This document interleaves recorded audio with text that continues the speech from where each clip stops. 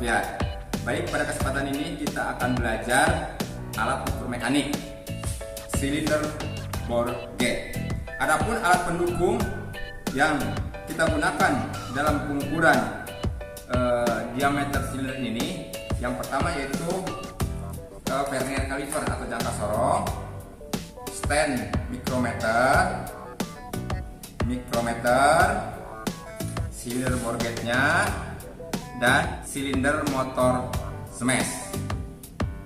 Baik, kita ke bagian-bagian utama daripada silinder bore gauge.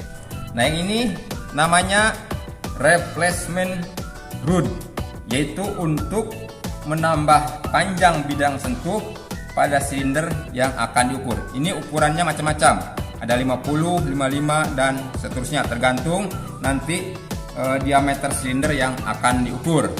Yang selanjutnya yaitu ini replacement washer, untuk menambah panjang daripada rod ukuran yang ada 0,5, 1, 2 dan seterusnya. Yang selanjutnya yaitu dial gauge, yaitu untuk mengetahui hasil pembacaan pengukuran. Jadi di sini ada dua skala, ada skala kecil dan jarum yang panjang ini. Kalau skala kecil ini berarti nanti kalau misalkan satu putaran dia ke angka 1. Kalau ini satu stripnya itu adalah 0,01. Yang selanjutnya ini gripnya, ini sebagai pegangan daripada dial gauge-nya. Jadi untuk membuka dan mengunci dial gauge-nya. Yang selanjutnya yaitu replacement rod screwing thread, yaitu untuk pengunci daripada rodnya dan washernya. Selanjutnya yaitu measuring point, ini sebagai titik sentuh pengukuran. Kalau dia menempel ke benda kerja, maka dial gauge-nya akan bergerak.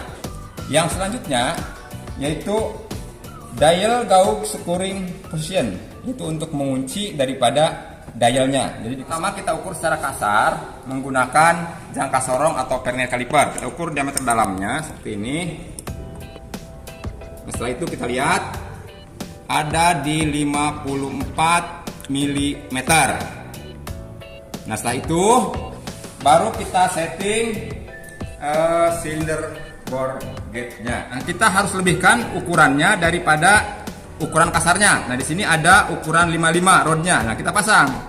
Berarti ini sudah tidak usah pakai washer lagi, penambah panjang lagi, karena ini sudah pas lebih dari yang kita ukur. Ini 55, yang kita ukur adalah 54. Kita pasangkan seperti ini. Terus kita kunci seperti ini. Setelah kita kunci, lalu kita pasangkan ininya, dial gauge-nya kita pasangkan.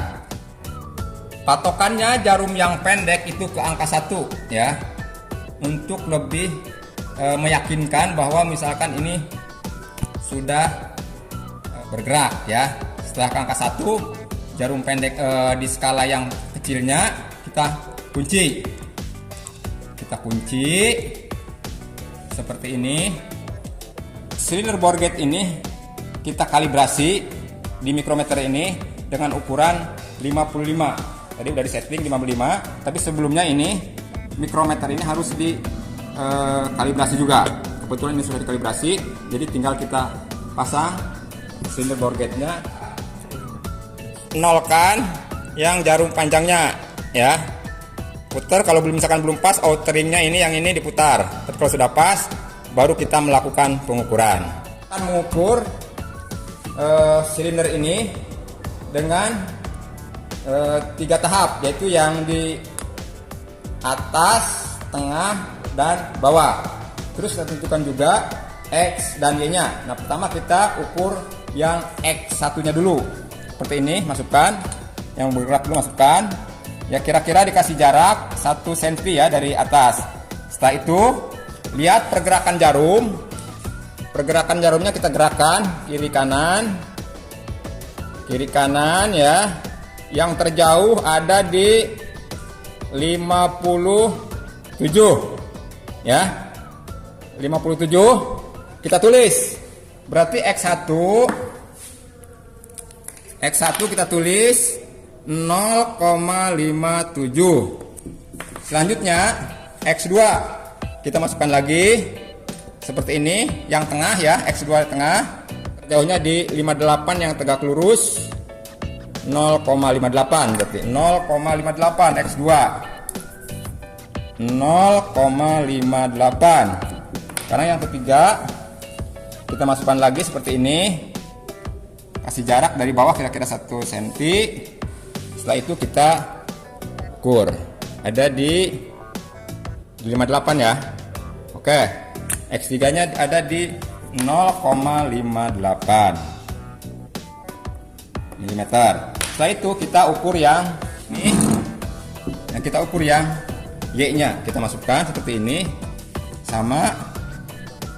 Setelah itu kita goyangkan ke kiri dan ke kanan sedikit, yang terjauh berapa, ada di 0,58 ya, 0,58, berarti Y 0,58. Dan untuk selanjutnya Y2 dan Y3 sama saja. Setelah kita ukur, nah kita menghitung keopalan dan keterusannya.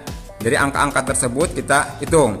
Nah, kita panjang total tadi rod dan washer kita hitung 55 mm. Sekarang di nilai X1 kita kurangi angka kasar dengan hasil pengukuran. Seperti ini, X1 sama dengan 55 dikurang, ini X1 ya, 55 dikurang 0,57 sama dengan 54,43. X2 55 dikurangi 0,58 sama dengan 54,42. X3 55 dikurangi 0,58 jadi sama 54,42. Terus yang selanjutnya yang Y1 kita hitung. Y1 sama dengan 55 dikurang 0,58 sama dengan 54,42. Y2 55 dikurangi 0,59 sama dengan 54,41. Y3 sama dengan 55 dikurangi 0,59 sama dengan 54,41. Nah, sekarang kita menghitung ketirusan. Itu kita lihat di X1, pengukuran di atas, tengah dan bawah atau X1, X2, X3, selisihnya itu berapa? Yang tertinggi dikurangi yang terendah, yaitu yang tertinggi 54,43 dikurang 54,42, berarti keterusannya itu ada di 0,01. Nah, sekarang kita ke keopalannya. Keopalan X1 dikurangi Y1, X2 dikurangi Y2, X3 dikurangi Y3. Berapa hasilnya? Nah, ini nanti kalian tinggal hitung. X1 tadi 54,43 dikurangi Y1 54,42 dan seterusnya. Ini berapa hasilnya? 54,43 dikurangi 54,42 berarti 0,01 dan seterusnya.